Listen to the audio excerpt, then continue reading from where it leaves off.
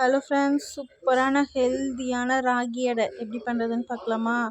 அதுக்கு ஒரு கப் மாவு எடுத்துகிட்டு அதுக்கு தேவையான அளவு உப்பு போட்டுட்டு ஒரு பெரிய வெங்காயம், ஒரு பச்சை மிளகா, அதுக்கப்புறம் ஒரு கைப்பிடி அளவு முருங்கைக்கீரையும் போட்டு நல்லா பரட்டிடணும்.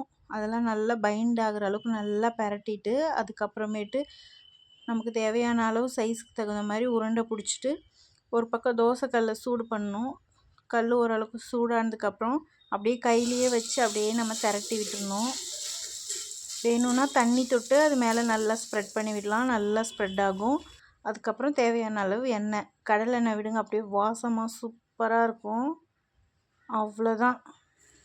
இப்படி ஒரு பெரட்டு அப்படி ஒரு பெரட்டு போட்டோன்னு வச்சுக்கோங்க, சிம்லேயே வச்சு நல்லா கொஞ்சம் வேகிற மாதிரி வச்சிடணும்.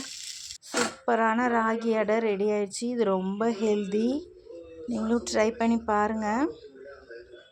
ரொம்ப டேஸ்டியாகவும் இருக்கும். களி அந்த மாதிரிலாம் சாப்பிடாதவங்க கூட இந்த அடையை விரும்பி சாப்பிடுவாங்க. இதுக்கு சட்னி வச்சுக்கிட்டிங்கன்னா இன்னும் அட்டகாசமாக இருக்கும். தேங்காய் சட்னி வச்சு ஒரு டைம் ட்ரை பண்ணி பாருங்கள். பிடிச்சிருந்துச்சின்னா ஒரு லைக் பண்ணுங்கள்.